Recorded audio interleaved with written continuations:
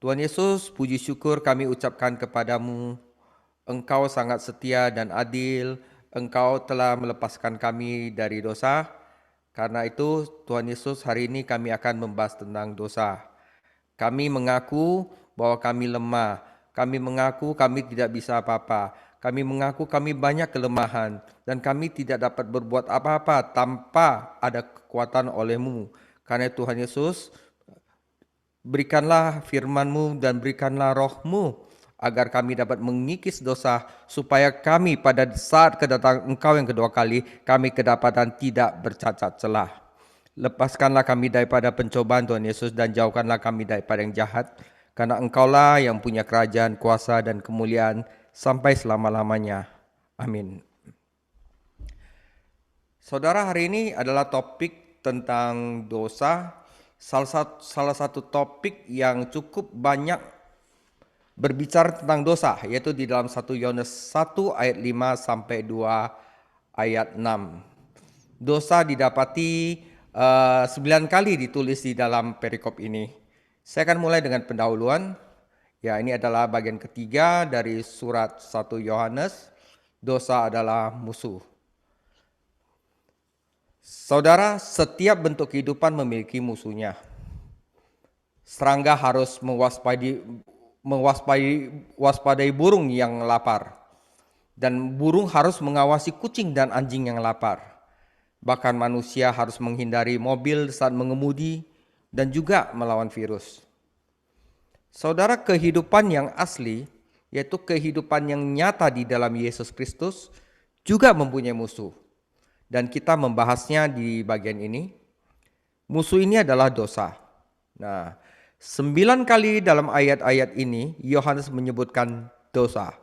Jadi topik ini jelas bukan hal yang tidak penting, bahkan topik yang sangat penting sekali. Nah, Yohanes mengilustrasikan temanya dengan menggunakan kontras antara terang dan kegelapan. Allah adalah terang, karena itu dosa adalah kegelapan. Namun ada perbedaan lain di sini, perbedaan antara kita mengatakan atau melakukan. Kadang-kadang kita ngerti tapi kita tidak melakukan. Tapi di sini adalah bagaimana kita melakukan kebenaran. 4 kali Yohanes menulis jika kita mengatakan atau dia yang mengatakan, jelaslah bahwa kehidupan Kristen kita tidak hanya sekedar berbicara. Kita juga harus berjalan atau menjalani apa yang kita yakini. Saudara, berjalan. Jadi jika kita berada dalam persekutuan dengan Tuhan atau kita berjalan dalam terang, hidup kita akan sesuai dengan apa yang diucapkan bibir kita.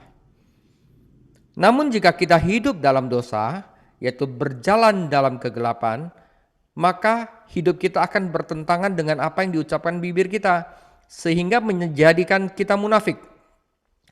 Perjanjian Baru menyebut kehidupan Kristen adalah kehidupan yang berjalan menurut apa yang kita yakini. Perjalanan ini dimulai dengan langkah iman ketika kita mempercayai Yesus Kristus sebagai juru selamat kita. Namun saudara, keselamatan bukan akhir. Jadi kalau kita lahir baru, kita dibaptis di gereja, kita mengaku Yesus Kristus sebagai Tuhan, itu bukan akhir. Itu permulaan dari kehidupan rohani. Berjalan berarti setelah kita dilahirkan kembali, kita harus ada kemajuan. Dan umat Kristen diharapkan mengalami kemajuan dalam kehidupan rohani. Jadi sebagaimana seorang anak harus belajar berjalan dan harus mengatasi banyak kesulitan dalam melakukannya, seorang Kristen juga harus belajar berjalan dalam terang, dan kesulitan mendasar yang ada di sini adalah masalah dosa. Itu hambatan yang terbesar, saudara.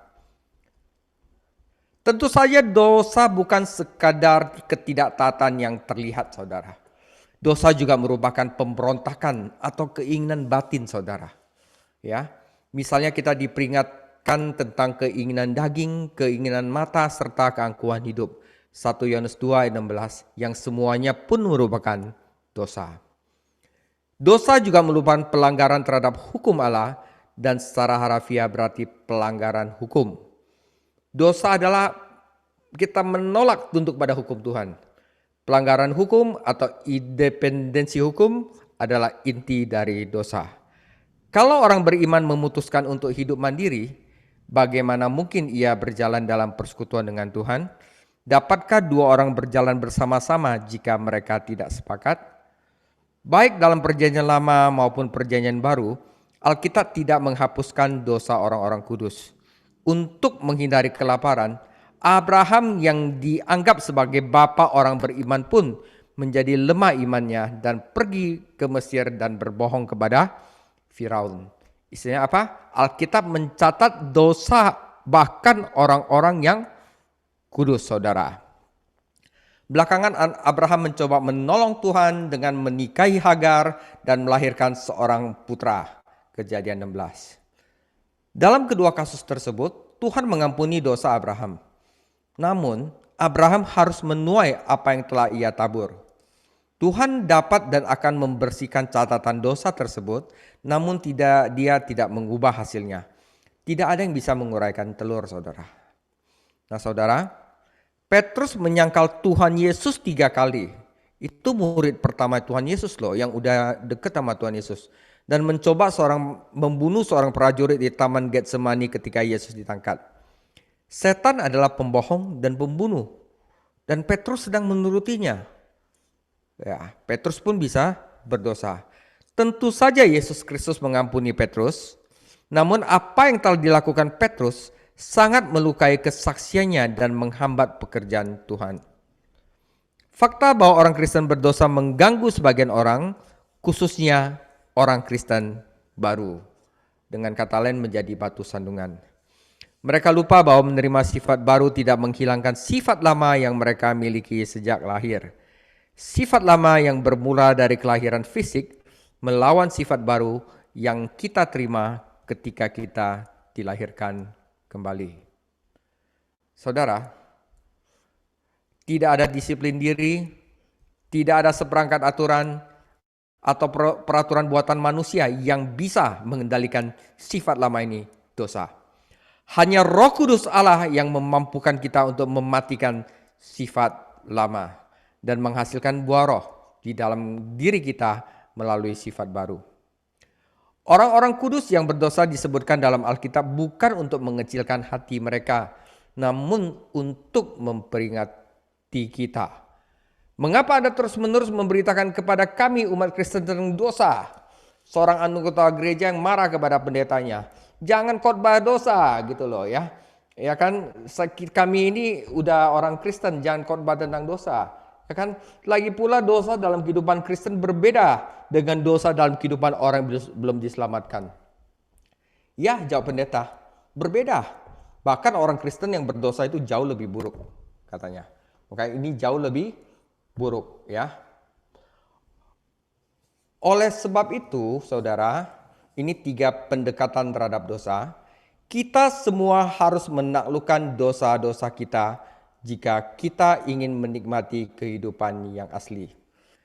Pada bagian ini, Yohanes menjelaskan 3 pendekatan terhadap dosa.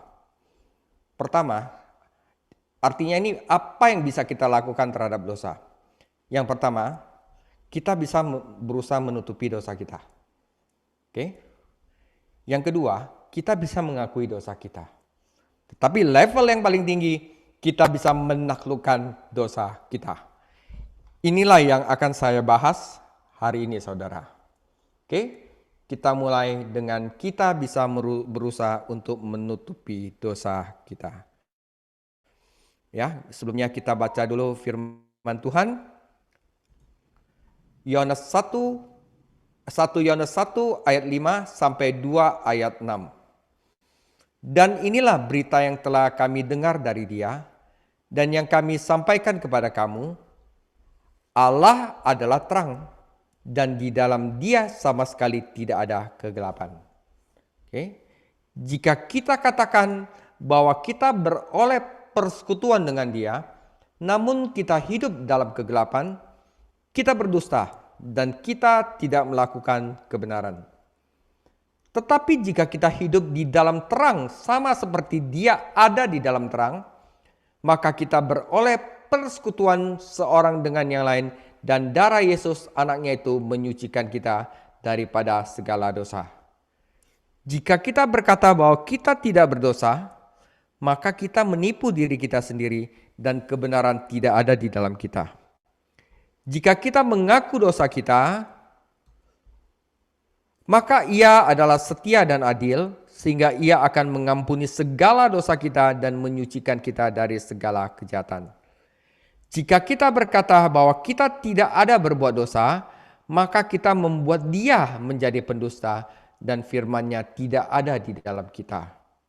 2 ayat 1, anak-anakku, hal ini kutuliskan kepada kamu supaya kamu jangan berbuat dosa. Namun jika seorang berbuat dosa, kita mempunyai seorang pengantara pada Bapa, yaitu Yesus Kristus yang adil. Dan Ia adalah perdamaian untuk segala dosa kita, dan bukan untuk dosa kita saja, tetapi juga untuk dosa seluruh dunia. Dan inilah tandanya bahwa kita mengenal Allah, yaitu jikalau kita menuruti perintah-perintahnya. Barang siapa berkata, aku mengenal Dia, tetapi ia tidak menuruti perintahnya, ia adalah seorang pendusta dan di dalamnya tidak ada kebenaran. Tetapi barang siapa menuruti firman-Nya, di dalam orang itu sungguh sudah sempurna kasih Allah. Dan itulah kita ketahui bahwa kita ada di dalam Dia. Ayat 6 adalah ayat yang harus kita hafal, ayat favorit saya. Barang siapa mengatakan bahwa ia ada di dalam Dia, ia wajib hidup sama seperti Kristus telah hidup. Demikianlah firman Tuhan. Oke, hal pertama saudara, perlakuan kita terhadap dosa, kita bisa berusaha menutup dosa kita. Saudara, Allah adalah terang dan di dalam Dia tidak ada kegelapan sama sekali. Ketika kita diselamatkan, Allah memanggil kita keluar dari kegelapan menuju terang. Jadi tujuan diselamatkan itu memanggil kita keluar dari kegelapan menuju terang, dari dosa menuju kebenaran. Nah, oleh sebab itu kita disebut adalah anak-anak terang. Tetapi mereka yang berbuat dosa membenci terang. Saat cahaya menyinari kita, hal itu menyingkapkan sifat sejati kita. Saudara, terang akan menghasilkan kehidupan, pertumbuhan, keindahan. Tetapi dosa adalah kegelapan, dan kegelapan dan terang tidak bisa ada di tempat yang sama. Jika kita berjalan di dalam terang, maka kegelapan harus lenyap. Dosa harus habis, ya. Kalau kita menahan dosa, maka terangnya akan padam. Tidak ada jalan tengah, saudara. Tidak ada area abu-abu yang samar-samar dalam kaitannya dengan dosa. Bagaimana orang-orang Kristen berusaha menutupi dosa-dosa mereka? Dengan berbohong, saudara. Pertama, kita berbohong kepada orang lain. 1 Yohanes 1 ayat 6. Kita ingin teman-teman Kristen, kita menganggap kita rohani. Jadi kita berbohong tentang kehidupan kita dan berusaha memberi kesan yang baik kepada mereka. Kita ingin mereka berpikir bahwa kita berjalan dalam terang, padahal kenyataannya kita berjalan dalam kegelapan. Kedua, begitu seseorang mulai berbohong kepada orang lain, cepat atau lambat dia akan berbohong pada dirinya sendiri. Dan ayat kita ini akan membahas hal ini. Masalahnya sekarang bukan menipu orang lain, tetapi menipu diri sendiri. Bisa jadi orang percaya hidup dalam dosa, namun tetap meyakinkan dirinya bahwa segala sesuatunya baik-baik saja dalam hubungannya dengan Tuhan. Kenapa? Dia pertama menipu orang, kedua dia menipu diri sendiri. Contohnya, contoh klasiknya adalah Raja Daud, 2 Samuel 11-12. Pertama, Daud bernafsu terhadap Batseba. Lalu dia benar-benar melakukan perzinahan. Bukannya mengakui perbuatannya secara terbuka, ia malah berusaha menutupi dosanya. Dia mencoba menipu suami Batseba, Uria, membuatnya mabuk dan membunuhnya. Dia berbohong pada dirinya sendiri dan mencoba menjalani tugas kerajaannya dengan cara biasa. Tetapi ketika Nabi Nathan mengkonfrontasinya dengan situasi hipotesis yang serupa, dengan ilustrasi yang serupa, Daud mengutuk orang yang adalah diri dia dalam hipotesisnya. Saudara, begitu kita mulai berbohong kepada orang lain, tak lama kemudian kita akan benar-benar mempercayai kebohongan kita sendiri. Saudara, ketiga, namun kemerosotan rohani akan menjadi lebih buruk jika kita menutupi dosa kita. Langkah selanjutnya, setelah kita berbohong kepada orang, berbohong kepada diri sendiri, kita akan bercoba berbohong kepada Tuhan. Kita telah menjadikan diri kami pembohong, sekarang kita mencoba menjadikan Tuhan pembohong. Apa artinya menjadikan Tuhan pembohong? Firman-Nya itu tulisnya nggak benar, ya kan? Kita bertentangan dengan firman-Nya yang mengatakan bahwa semua orang telah berbuat dosa, dan kita bersikukuh bahwa kita adalah pengecualian terhadap aturan tersebut. Kita menerapkan firman Tuhan kepada orang lain, namun tidak pada diri kita sendiri. Kita mengikuti kebaktian gereja atau pendalaman Alkitab, tetapi hati kita tidak tersentuh oleh ajaran Alkitab. Saudara, orang percaya yang sudah mencapai tingkat rendah ini biasanya sangat kritis terhadap orang Kristen lainnya. Namun, mereka sangat menolak menerapkan firman dalam kehidupan mereka sendiri. Ini adalah gambaran hati manusia yang sungguh menghancurkan. Orang percaya berbohong tentang persekutuannya. 1 Yohanes 1 ayat 6. Tentang sifatnya, aku tidak akan pernah bisa melakukan hal seperti itu. Ayat 8. Dan tentang tindakannya, ayat 10. Wah saudara, bukankah dosa mempunyai cara penyebaran yang sangat mematikan, bukan? Nah, karena itu saudara, menipu orang lain, menipu diri sendiri, dan akhirnya menipu Tuhan. Pada titik ini saudara, setelah kita lihat penyebaran yang mematikan, kita harus mendiskusikan sebuah faktor yang sangat penting dalam pengalaman kita akan kehidupan nyata ini. Faktor itu adalah kejujuran. Untuk membalikannya, kita harus jujur pada diri sendiri, jujur pada orang lain, dan jujur pada Tuhan. Perikop kita ini menggambarkan seorang Kristen yang menjalani kehidupan yang tidak jujur. Dia adalah seorang penipu. Dia memainkan sebuah peran dan watak, namun tidak menjalani kehidupan yang sejati. Dia tidak tulus. Nah saudara, orang yang berusaha menutupi dosanya dan akhirnya menipu diri sendiri, menipu orang lain dan menipu Tuhan, kerugian apa yang dialami orang ini? Nah di sini firman Tuhan mengajari kita, ada kerugian yang dialami orang seperti ini. Pertama, dia akan kehilangan firman. Apa artinya? Dia akan berhenti melakukan kebenaran, maka kebenaran tidak ada lagi pada dirinya. Dan dia kemudian mengubah kebenaran menjadi kebohongan. Dia akan memelintir firman Tuhan. Firman-Mu adalah kebenaran, kata Yesus. Tetapi orang hidup dalam kebohongan akan kehilangan firman itu. Firman itu nggak efek lagi sama dia. Salah satu gejala pertama dari berjalan dalam kegelapan adalah hilangnya berkat dari Alkitab. Anda tidak dapat membaca firman dengan manfaat ketika Anda berjalan dalam kegelapan. Kerugian kedua adalah, namun ada hal lain yang hilang dari orang tidak jujur ini. Ia kehilangan persekutuannya dengan Allah dan dengan umat Allah. Akibatnya, doa menjadi sebuah bentuk kosong baginya. Ibadah adalah rutinitas yang membosankan. Dia menjadi kritis terhadap orang-orang Kristen lainnya dan mulai menjauhi gereja. Karena apa? Apa hubungan antara terang dan gelapan? 2 Korintus 6 ayat 14, janganlah kamu merupakan pasangan yang tidak seimbang dengan orang-orang tak percaya. Sebab persamaan apakah terdapat antara kebenaran dan kedurhakaan? Atau bagaimanakah terang dapat bersatu dengan gelap?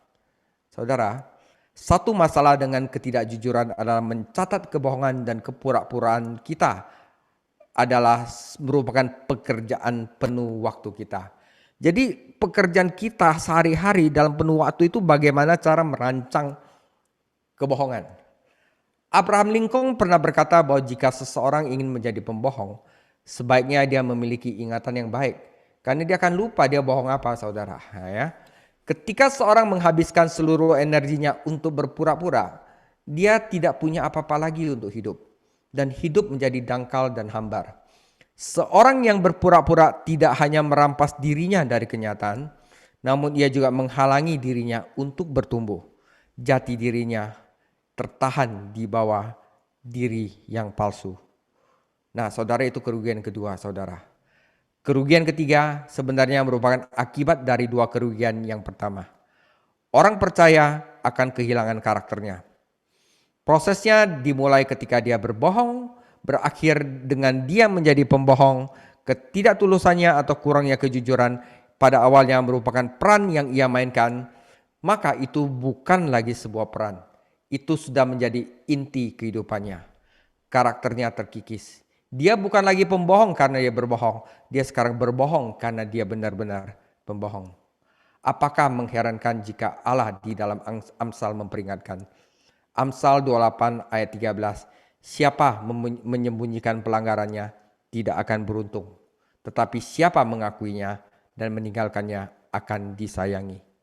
Daud berusaha menutupi dosa-dosanya dan hal itu merugikan kesehatannya, sukacitanya, keluarganya, dan hampir kerajaannya diambil daripadanya. Jika kita ingin menikmati hidup yang asli, saudara, setelah saya paparkan apa konsekuensi dari menutupi dosa, kita tidak boleh menutupi dosa-dosa kita. Lalu, apa yang harus kita lakukan? Kita masuk ke dalam poin yang kedua, bahwa kita bisa mengakui dosa kita. Yohanes memberikan dua gelar menarik kepada Yesus Kristus. Satu adalah perantara, dan yang kedua adalah perdamaian. Nah, perdamaian itu adalah kata propitiation, satu kata teologi yang sangat indah sekali. Saya akan jelaskan lain kali, kayak justification, sanctification, glorification, ada adoption, di sini ada propitiation ya. Penting bagi kita untuk memahami kedua sebutan ini karena keduanya mewakili dua pelayanan yang hanya dilakukan oleh Tuhan Yesus sendiri. Mari kita mulai dengan propitiation atau perdamaian. Nah, banyak orang salah. Jika Anda mencari kata ini di Wikipedia atau kamus, Anda mungkin salah paham tentang artinya. Kamus menyatakan bahwa menenangkan berarti menenangkan seseorang yang sedang marah. Meredakan orang yang sedang murka, ya kan? Jika Anda menerapkan hal ini pada Kristus, Anda akan mendapatkan gambaran mengerikan tentang Allah yang murka, yang akan menghancurkan dunia, dan juru selamat pengasih memberi dirinya untuk menenangkan Allah yang murka itu. Dan ini bukanlah gambaran keselamatan dalam Alkitab. Tentu saja Tuhan marah terhadap dosa. Lagi pula dia adalah Maha Kudus, dia tidak bisa melihat dosa. Namun Alkitab meyakinkan kita bahwa Allah begitu mengasihi, bukan membenci dunia itu. Nah, oleh sebab itu apa arti propitiation? Tidak, kata itu tidak berarti menenangkan Tuhan yang murka. Sebaliknya, hal itu berarti pemenuhan hukum suci Allah. Allah ada terang, karena itu dia tidak dapat menutup mata terhadap dosa. Ya kan? Namun Allah juga adalah kasih dan dia ingin menyelamatkan orang berdosa. Lalu bagaimana Allah yang kudus dapat menjunjung keadilannya tapi tetap mengampuni orang berdosa? Jawabannya adalah pada pengorbanan Yesus Kristus di kayu salib. Allah dalam kekudusannya dapat menghakimi dosa. Allah dalam kasihnya menawarkan Yesus Kristus kepada dunia sebagai juru selamat. Tuhan adil dalam menghukum dosa, namun dia juga penuh kasih karena dia menawarkan pengampunan cuma-cuma melalui apa yang Yesus lakukan di Golgota. Itulah propitiation, damai. Kristus adalah korban bagi dosa-dosa seluruh dunia, namun ia pembela hanya bagi orang-orang yang beriman. Kita, umat Kristen, mempunyai advokat terhadap Bapa. Kata advokat dulunya diterapkan pada pengacara, saudara. Kata yang digunakan Yohanes sama dengan kata yang Yesus gunakan ketika dia berbicara tentang kedatangan Roh Kudus. Yohanes 14 ayat 16, secara harafiah artinya orang yang dipanggil untuk mendampingi, yaitu penolong. Saudara, ketika seorang dipanggil ke pengadilan, dia membawa seorang advokat atau pengacara bersamanya untuk berada di sisinya dan membela kasusnya.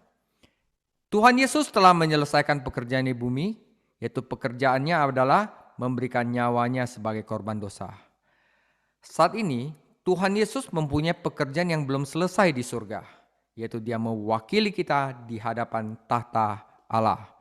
Sebagai imam besar kita, dia bersimpati dengan kelemahan dan godaan kita, serta memberi kita rahmat. Sebagai pembela kita, dia membantu kita ketika kita berdosa. Ketika kita mengaku dosa kita kepada Allah, karena Kristus Yesus, Allah mengampuni kita. Saudara, Perjanjian Lama juga memuat gambaran yang indah mengenai hal ini. Jadi di Zakaria ada yang namanya Yosua adalah imam besar Yahudi setelah orang-orang Yahudi kembali ke negeri mereka setelah mereka ditawan di Babel. Jadi jangan bingung membedakan Yosua ini dengan Yosua yang menaklukkan tanah perjanjian. Beda. Zakaria 3 ayat 1. Kemudian ia memperlihatkan kepadaku imam besar Yosua berdiri di hadapan malaikat Tuhan, sedang iblis berdiri di sebelah kanannya untuk mendakwa dia. Nah saudara, bangsa ini telah berdosa.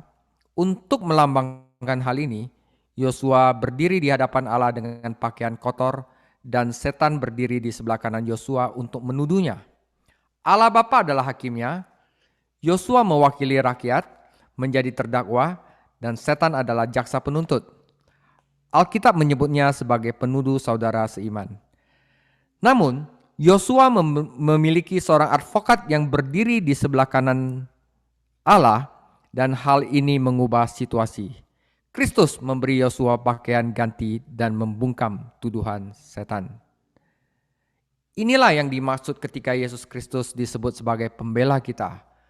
Dia mewakili orang-orang beriman di hadapan tata Allah dan pahala pengorbanannya memungkinkan pengampunan dosa orang beriman.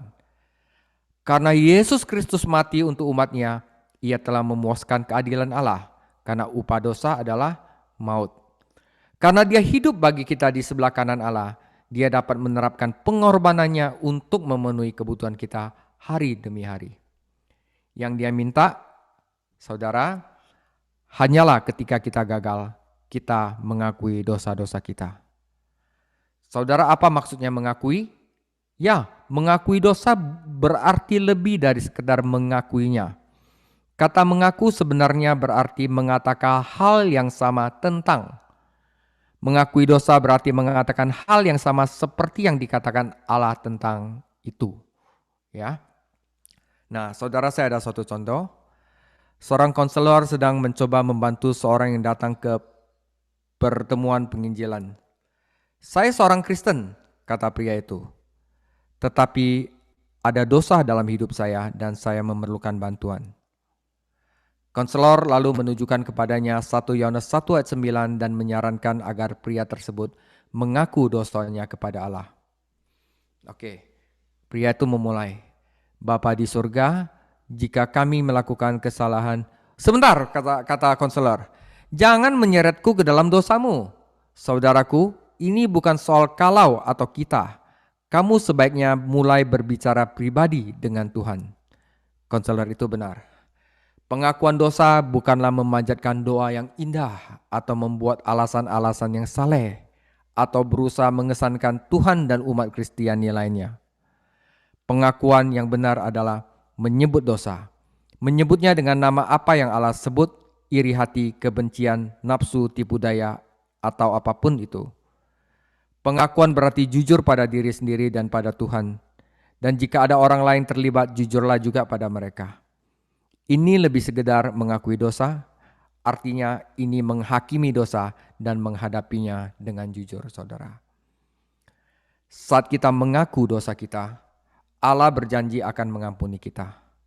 Namun janji ini bukanlah mantra yang memudahkan kita untuk tidak menaati Tuhan. Saya ingin keluar dan berbuat dosa, kata seorang mahasiswa kepada pendeta kampusnya. Karena saya tahu saya bisa kembali dan meminta Tuhan mengampuni saya. Atas dasar apa Tuhan bisa mengampunimu? Pendeta itu bertanya sambil menunjuk ke 1 Yohanes 1 ayat 9. Tuhan itu setia dan adil. Jawab anak laki-laki itu. Dua kata itu seharusnya menjauhkanmu dari dosa, kata pendeta itu. Tahukah Anda berapa harga yang harus dibayar Tuhan Yesus untuk mengampuni dosa-dosa Anda? Anak laki-laki itu menundukkan kepalanya. Tuhan Yesus harus mati untukku. Kemudian pendeta itu memusat perhatiannya. Itu benar, pengampunan bukanlah tipuan murahan yang dilakukan Tuhan. Allah setia pada janjinya dan Allah adil karena Kristus telah mati karena dosa-dosa Anda dan membayar hukuman Anda. Sekarang jika nanti Anda berencana berbuat dosa, ingatlah bahwa Anda akan berdosa terhadap Allah yang setia dan pengasih. Tentu saja pembersihan mempunyai dua sisi, saudara. Sisi yudisial dan sisi personal. Darah Yesus Kristus yang ditumpahkan di kayu salib melepaskan kita dari kesalahan dosa dan memberikan kita kedudukan yang benar, pembenaran di hadapan Allah. Sisi yudisial. Tuhan mampu mengampuni karena kematian Yesus telah memenuhi hukum-hukum suci. Nah, secara pribadi, sisi pribadi, namun Tuhan juga tertarik untuk membersihkan batin orang berdosa. Daud berdoa, jadikanlah hatiku tahir ya Allah, Mazmur 51 ayat 10. Ketika pengakuan kita tulus, Allah melakukan pekerjaan pembersihan. 1 Yohanes 1 ayat 9. Di dalam hati kita melalui rohnya dan melalui firman-Nya. Jadi Allah Tritunggal ini melakukan tugas pembersihan hati manusia. Ya, Bapakku adalah pengusaha kebun anggur. Dia yang melakukan pembersihan. Melalui apa? Roh Kudus dan melalui firman-Nya. Oke. Kesalahan besar yang dilakukan Raja Daud adalah berusaha menutupi dosa-dosanya, bukannya mengakuinya. Mungkin selama setahun penuh dia hidup dalam tipu daya dan kekalahan. Tidak heran dia menulis bahwa seseorang harus berdoa pada saat dia mengetahuinya. Kapan kita harus mengakui dosa kita? Segera setelah kita menemukannya. Amsal 28 ayat 13. Siapa menyembunyikan pelanggaran tidak akan beruntung, tetapi siapa mengakuinya dan meninggalkannya akan disayangi. Dengan berjalan dalam terang, kita dapat melihat kotoran dalam hidup kita dan segera mengatasinya. Hal ini mengarah pada cara ketiga untuk menangani dosa. Jadi pertama, kita bisa menutupi dosa. Yang kedua, kita bisa mengakui dosa karena Yesus Kristus adalah setia dan adil, dia akan mengampuni dosa kita. Jadi rugi kalau tidak mengakui dosa. Tetapi ada cara ketiga, yaitu kita bisa menaklukkan dosa kita. Yohanes menjelaskan bahwa orang Kristen tidak perlu berbuat dosa. Inilah yang kutuliskan kepadamu, supaya kamu jangan berbuat dosa. Rahasia kemenangan atas dosa ditemukan dalam ungkapan hidup dalam terang.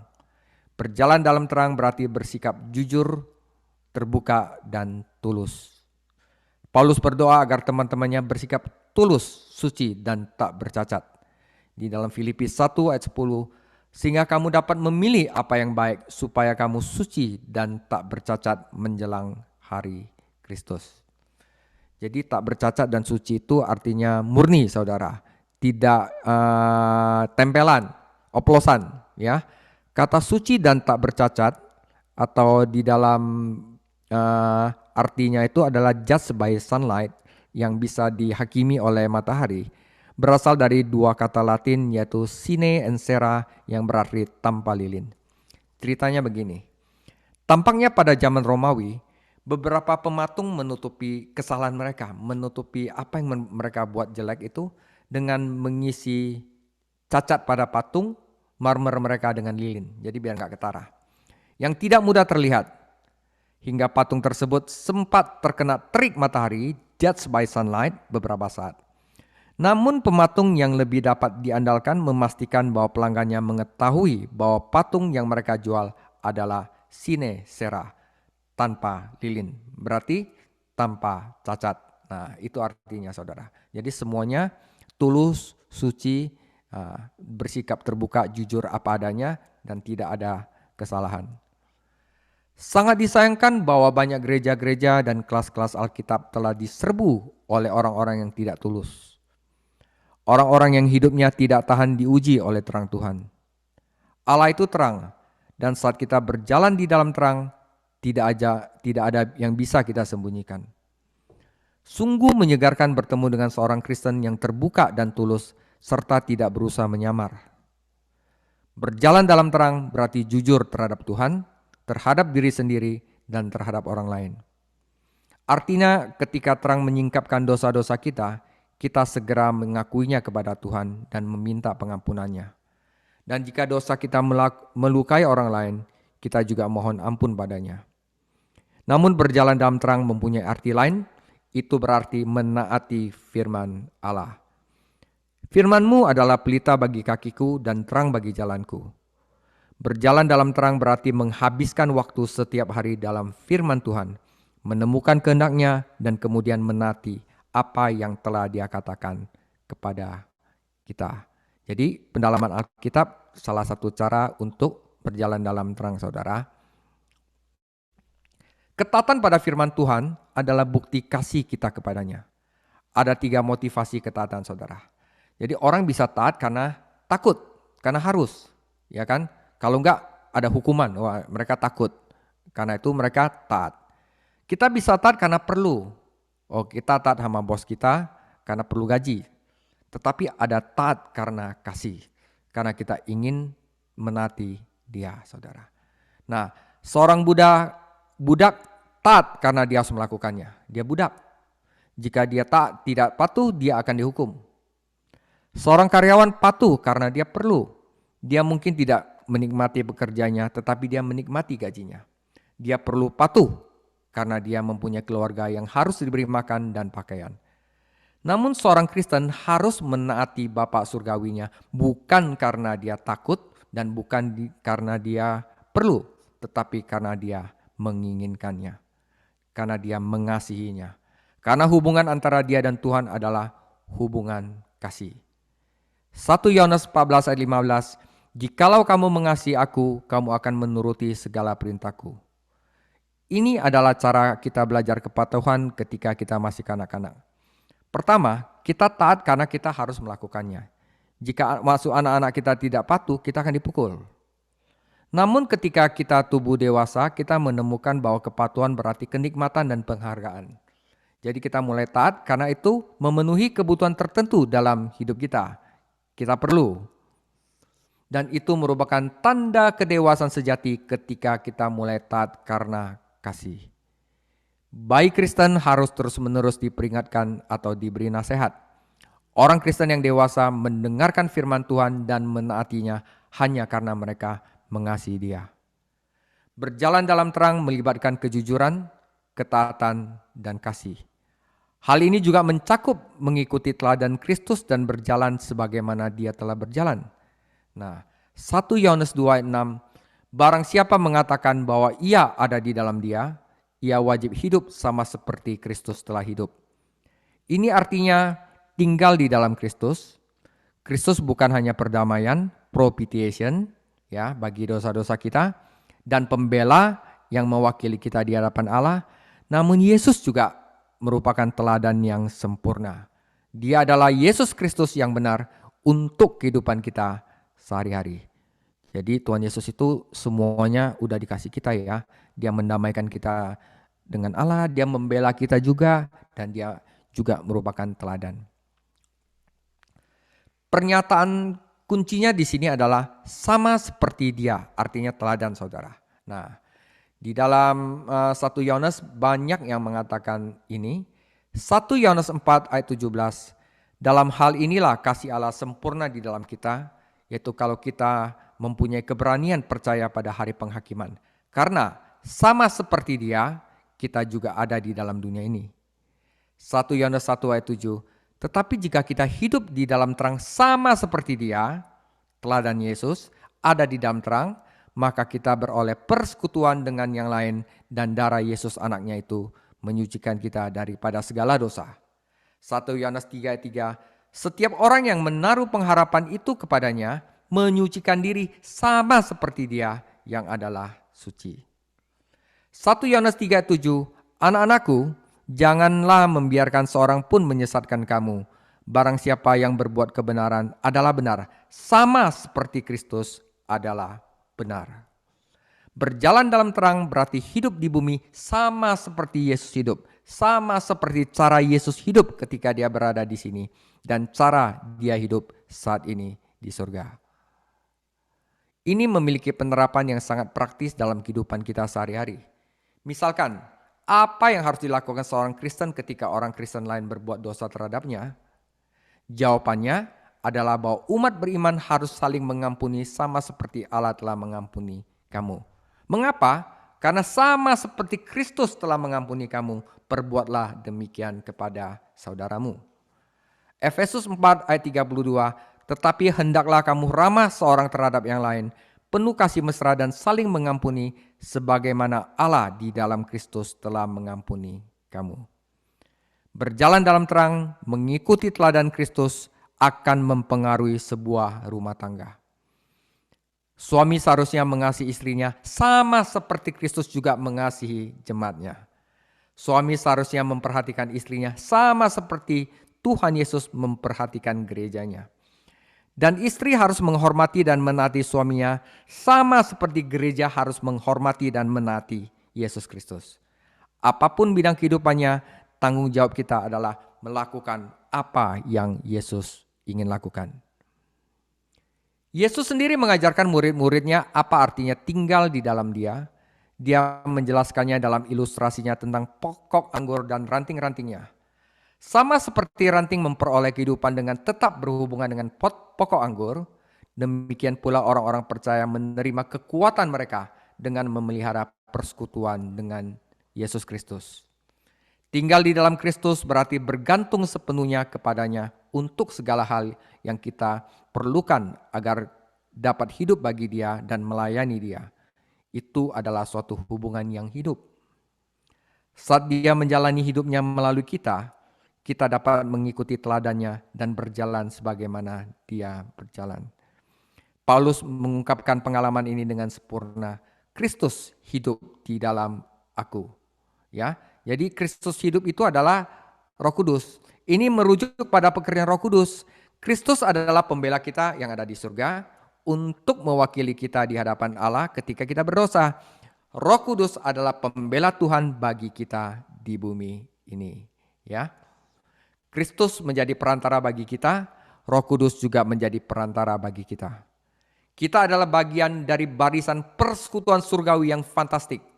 Allah Putra berdoa bagi kita di surga, Allah Roh Kudus berdoa bagi kita di dalam hati kita. Kita mempunyai persekutuan dengan Bapa melalui Putra dan Bapa mempunyai persekutuan dengan kita melalui Roh. Kristus menjalani kehidupannya melalui kita dengan kuasa Roh yang hidup di dalam tubuh kita. Ya. Bukan dengan cara meniru kita tinggal di dalam Kristus dan berjalan sebagaimana Dia berjalan. Tidak, itu melalui inkarnasi, melalui Roh-Nya.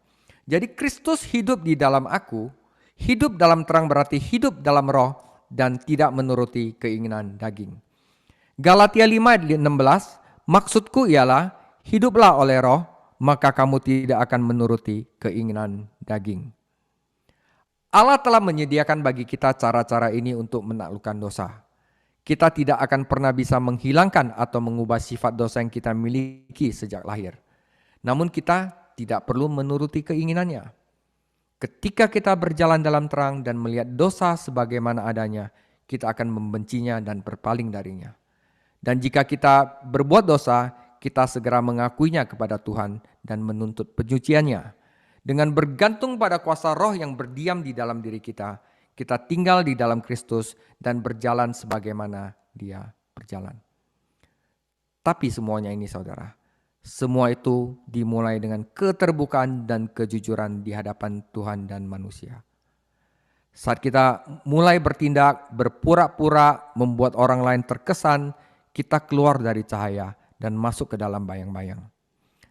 Sir Walter Scott mengatakannya sebagai berikut. Oh, betapa kusutnya jaring yang kita jalin saat kita pertama kali kita berlatih menipu. Jadi waktu kita udah gak jujur gitu ya, apapun persahabatan kita, apapun yang kita jalin itu akan kusut saudara. Jadi kejujuran dan keterbukaan, tidak berpura-pura, itu penting sekali. Ya. Kehidupan yang nyata tidak bisa dibangun di atas hal-hal yang menipu. Adalah bodoh untuk mencoba menipu orang lain karena Tuhan sudah mengetahui siapa kita sebenarnya. Semuanya ini membantu menjelaskan mengapa berjalan dalam terang membuat hidup jauh lebih mudah dan bahagia. Ya, hati nurani itu bersih saudara. Ketika Anda berjalan dalam terang, Anda hidup untuk menyenangkan satu pribadi aja, Allah. Ini benar-benar menyederhanakan banyak hal. Jika kita hidup untuk menyenangkan diri sendiri dan Tuhan, kita mencoba mengabdi pada dua Tuhan, dan ini tidak pernah berhasil. Jika kita hidup untuk menyenangkan seseorang laki-laki, kita akan selalu mendapat masalah karena tidak ada dua manusia yang sependapat dan kita akan terjebak di tengah-tengah. Berjalan dalam terang yaitu hidup untuk menyenangkan Tuhan, menyederhanakan tujuan hidup kita, menyatukan kehidupan kita, dan memberi kita perasaan damai dan tentram. Jadi kalau kita dalam gereja, kita mempunyai satu tujuan demi Yesus Kristus, maka itu akan menyatukan kehidupan kita. Apapun yang kita perbuat, kita mempunyai satu tujuan dan memberi perasaan damai dan tentram. Ya. Penutup. Yohanes menegaskan bahwa kehidupan yang asli tidak mengenal dosa. Daripada berusaha menutupi dosa, orang percaya yang sejati mengakui dosa dan mencoba menaklukkannya dengan berjalan di dalam terang firman Tuhan. Dia tidak puas hanya dengan mengetahui bahwa dia akan masuk surga. Dia ingin menikmati kehidupan surgawi saat ini juga. Sama seperti dia, demikian pula kita di dunia ini. Dia berhati-hati dalam mencocokkan cara berjalan dan pembicaranya.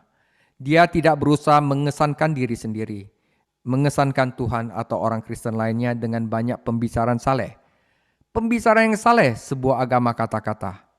Mengutip Yakobus 1 ayat 22, tetapi hendaknya kamu menjadi pelaku firman dan bukan hanya pendengar saja. Sebab jika tidak demikian kamu menipu diri sendiri. Kita harus menjalankan apa yang kita bicarakan. Mengetahui bahasa saja tidak cukup. Kita juga harus menjalani kehidupan. Jika kita mengatakan, maka kita juga harus melakukan. Tuhan Yesus memberkati saudara.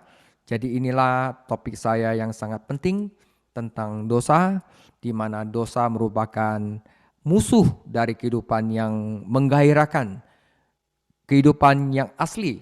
Dan kita juga perlu bersukacita karena Tuhan Yesus adalah pembela kita. Dia mengampuni dosa kita, dia setia dan adil, tetapi dia juga mencoba membersihkan dosa di dalam diri kita. Yang kita perlukan adalah kita jujur, kita tulus, dan kita mau dibentuk oleh Tuhan Yesus. Oke, Tuhan Yesus memberkati. Minggu depan kita akan masuk dalam topik yang sangat menarik, yaitu sesuatu yang lama, sesuatu yang baru. 1 Yohanes 2 ayat 7 sampai 11. Tuhan Yesus memberkati.